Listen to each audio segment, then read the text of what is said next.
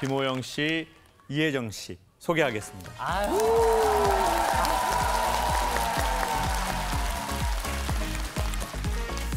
자, 혹시 제가 질문 하나 드리고 싶은데요. 여러분들은 그 시간이 지날수록 선명해지는 게 어떤 게 있으세요? 주름. 주름? 그것도 맞죠. 어린 시절. 어린 시절. 돌아가신 아버님이 첫 아이 낳았을 때. 첫 아이 낳으셨을 때. 어머. 잊을 수 없죠. 진짜. 맞아. 김창호 목소리요. 김창호 목소리. 혹시 김창호 선생님은 더 선명해지는 게 뭐가 있으신가요? 저는 더 선명해지는 분이 오늘 이 자리에 오셨습니다. 그래요?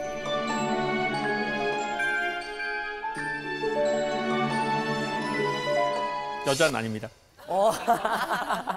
제가 가장 많이 받는 질문이 네. 어떻게 성악하다가 주댕이를 까게 됐냐 라는 질문을 한 100번 받은 것 같아요. 네. 그래서 이제 제가 성악을 할 수 있게끔 그때 제 입시 선생님 진짜요? 어머. 아마 그분이 아니었으면은 또 저는 음악대학에 뭐 못 들어갔을 거고 되게 다른 삶을 살았을 것 같아요. 그 미용 실장님? 진짜 잘해. 감사해요, 고객님. 그 선생님이 저보다 2살 많으셨는데 저를 지도하셨어요.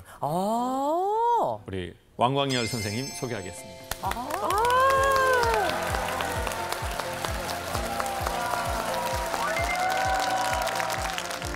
어느 교수님 제자세요? 나 광열이 형 제자인데.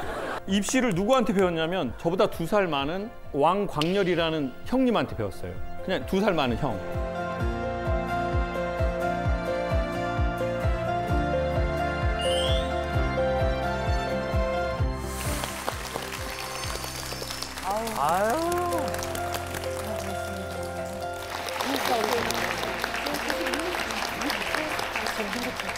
전에 강연 때도 그런 말씀을 한번 드렸는데 자식이 없는 사람은 있어도 부모가 없는 사람은 없다.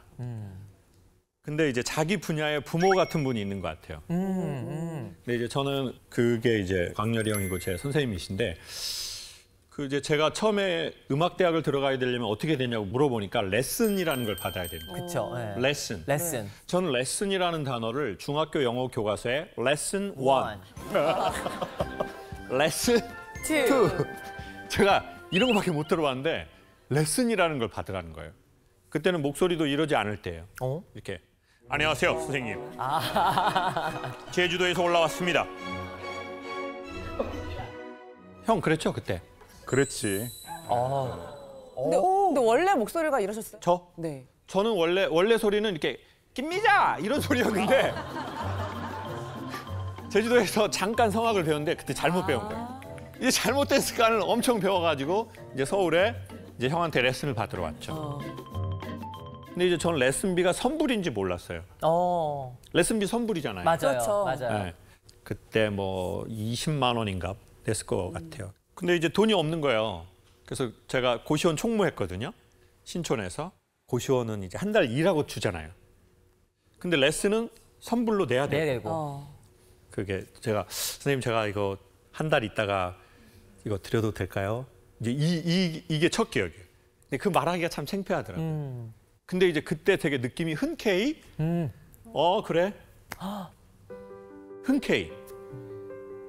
그러니까 기억에 남는 거죠. 그때 만약에 형이 기도 좀 해봐야 되겠는데 이렇게 했다든지 아니면 야 이거는 정확하게 해야 돼. 미리 너 이렇게 돈 줘야 돼.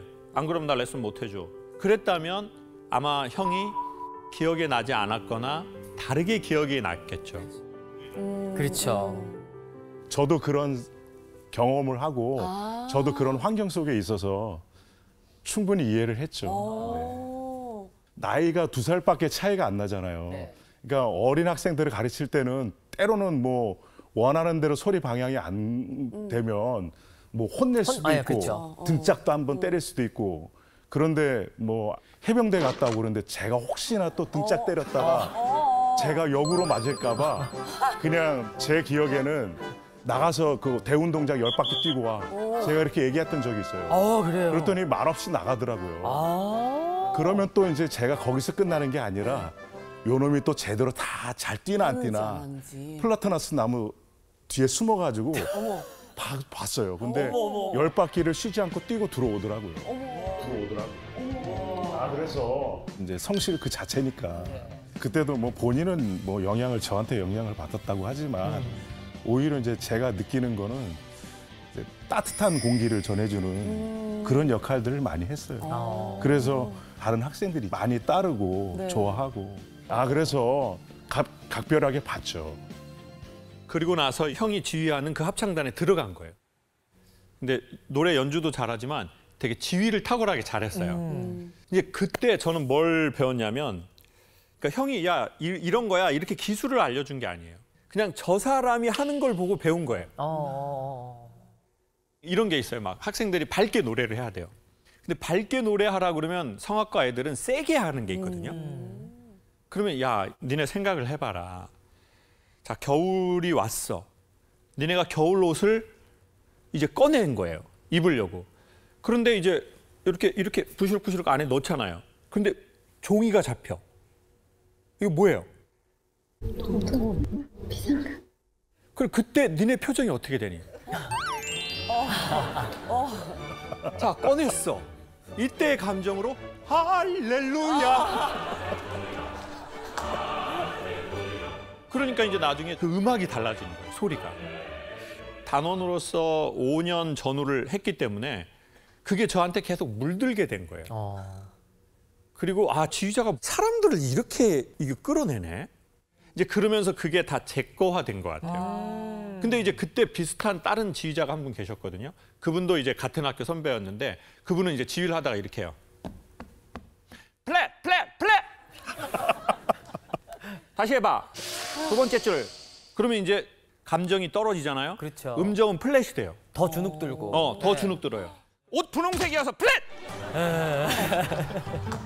그러면 이제 속으로.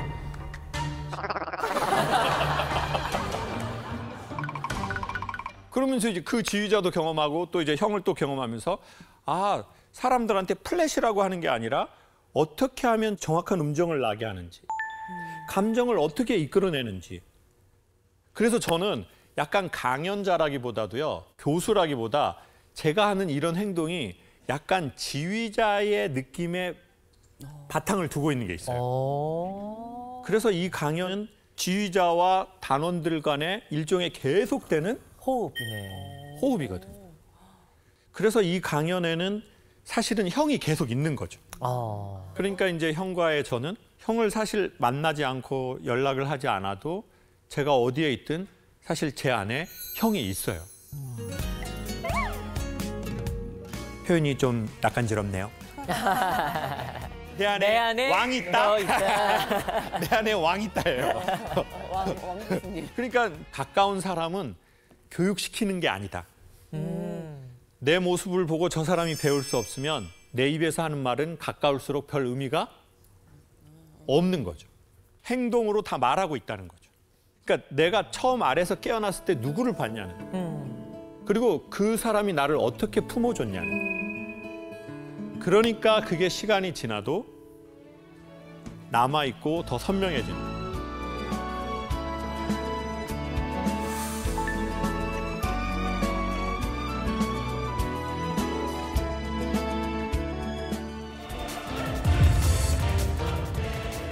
오늘 질문들이 엄청 다양하더라고요. 뭐 속썩이는 우리 자식 새끼부터 해서 새끼. 겨우겨우 끌고 온 우리 어머님, 아버님들, 속사정이 뭐가 많으신가 봐요. 네. 저희가 빨리 한번 들어보도록 하겠습니다. 서로 얘기를 들어봐야 돼요. 엄마한테 쫓겨날 위기에 처해 있다는 한 따님이 구조 요청을 보내셨거든요. 27 드라마 주인공을 TV로 보았을 땐 어엿하고 늠름한 어른이었는데 지금 27살이 돼버린 나는 아직 아기다. 문제는 아직 아기인 나를 위험한 세상 밖으로 내보내려고 한다는 것이다. 누가? 우리 엄마가. 30이 되면 독립하라는데 시간이 흐를수록 숨통이 조여오는 느낌이다. 30이 곧 되지만 난 아직 아가인데 엄마는 이런 귀염뽀짝한 나를 내보낼 수 있어? 근데 그럴 수 있을 것 같아서 사연을 보냅니다. 엄마를 말려줄 김창옥님 살려주세요. 아니 27세 귀염뽀짝한 아기를 얼른 만나보겠습니다. 아가씨 어디 계시죠? 어디 계시죠, 아가씨? 여기 저기 계시구나. 네. 반갑습니다. 반갑습니다, 아기. 아기.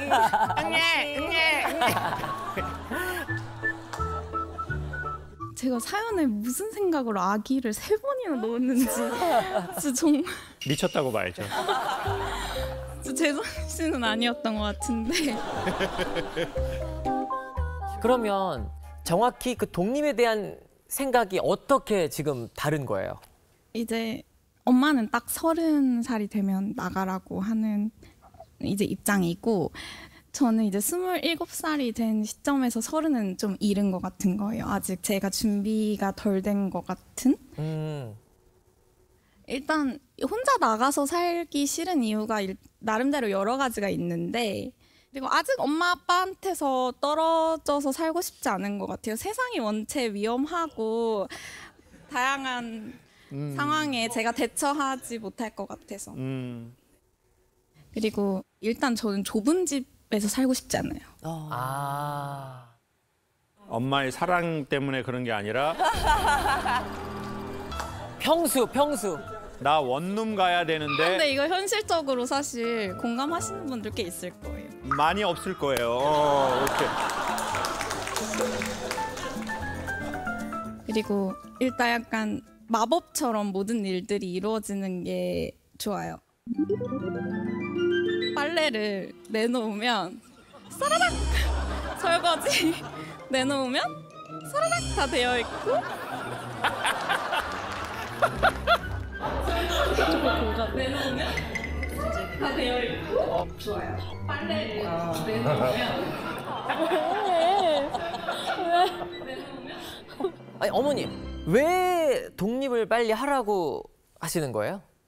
제가 친정이 행복하지 않았어요, 어릴 때. 그래서 도망치듯이 결혼을 일찍 해가지고 저 이제 친구들 여행 가고 연애하고 할 때 그런 전혀 없이 이제까지 쭉 아이 둘을 키우고 그러면서 이 아이가 어릴 때 고등학교 때부터 30이 되면 나가야 된다.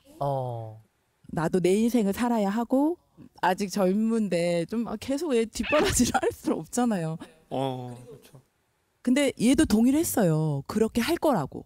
근데 최근에 들어서 작년 겨울부터 안 나가겠다는 거예요.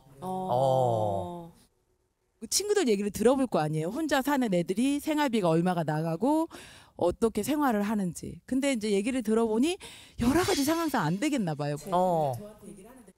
그러니까 이 아이는 공주예요, 공주. 이제 실제 있었던 일인데 엄마, 공주가 먹일 딸기가 왜 없어? 이러면 딸기가 딱. 아기가 아니라 공주였네요. 아기 공주님. 내가 공주 대접을 해주는데 엄마는. 그리고 너가 공주인데 나도 이제 왕비를 해서 대접을 받아야겠다. 그랬더니 안 된대요. 한 집에 공주하고 왕비가 있어서는 안 된다는 거예요.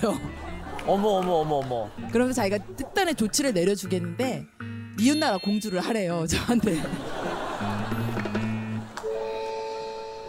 저 해명하고 싶은 게 그냥 엄마 아빠랑 하는 장난식의 얘기였어요. 제 스스로 제가 공주병에 걸려서 막 그런 게 아니라 그냥 엄마 아빠한테는 그냥 좀 애기이고 싶고 이러니까 장난으로 한 얘긴데 이렇게 여기서 얘기할 줄.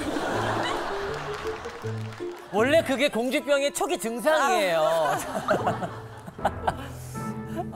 근데 일단 저는 너무 보기가 참 좋네요. 이렇게 엄마하고 딸하고 그리고 이제 이 험한 세상에서 참 딸이 이렇게 전 솔직히 사랑스럽게 잘 컸다고 생각해요. 근데 좀 빠따 맞아야 될 것 같아요. 사랑스러운 건 확실해. 그렇죠. 사랑스러운 네, 맞아요. 건 확실한데 사랑의 빠따가 좀 필요하지 않냐.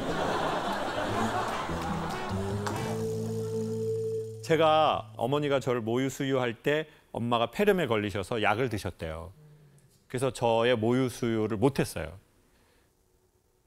그리고 또 엄마가 그때 안타까워서 저를 더 끼고 지내셨던 것 같아요. 그러니까 이제 누나들이 계속 놀리는 거예요. 막둥이 저 새끼는 국민학교 갔는데도 엄마 젖만 지고 잔다고. 그러면 엄마들이 막 누나들 저 연병할년들이 막 그러면서 이제 아들을 막 싸고 돌았거든요. 그러고 나서 어느 정도 아이가 크면 아이가 자기의 발로, 자기의 폐로, 자기의 심장으로 살아가는 모습이 참 보기 좋은 거잖아요. 근데 이제 그 시기가 이제 따님에 대한 아빠나 남동생이나 엄마의 어떤 전폭적 그 사랑이 그 시기를 조금 늦춘 거 아닌가. 의도치 않게.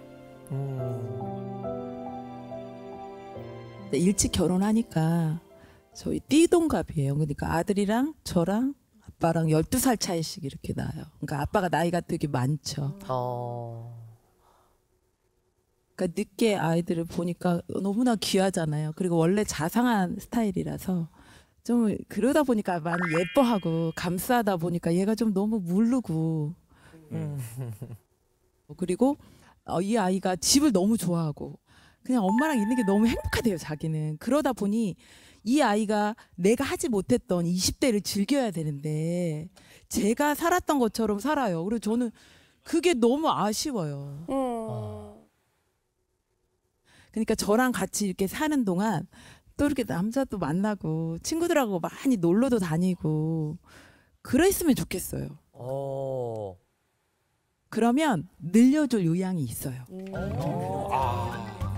그러지 않으면 내보낼 거예요. 오늘 엄마의 진심의 저 밑바닥에 있는 말을 오늘 따님은 들은 것 같고. 사실은 나를 독립시키려고 하는 게 나를 귀찮아하는 건가? 이제 나를 더 이상 사랑하지 않는 거 아니야? 이런 생각을 좀 어린애 같은 생각을 하기는 했어요. 그래서 이제 섭섭한 마음도 사실 있었던 것 같은데 완전히 엄마 마음을 이제 알게 되었던 것 같고 남자친구 만들게요. 기다리세요. 처음부터 아이가 태어났을 때부터 진아가 태어났을 때부터 사랑했고 지금도 너무 사랑하고 앞으로도 너무 사랑하는데 너의 삶을 가. 그러면 난 항상 엄마는 그 자리에 있을 거야. 그러면 난 항상 엄마는 그 자리에 있을 거야.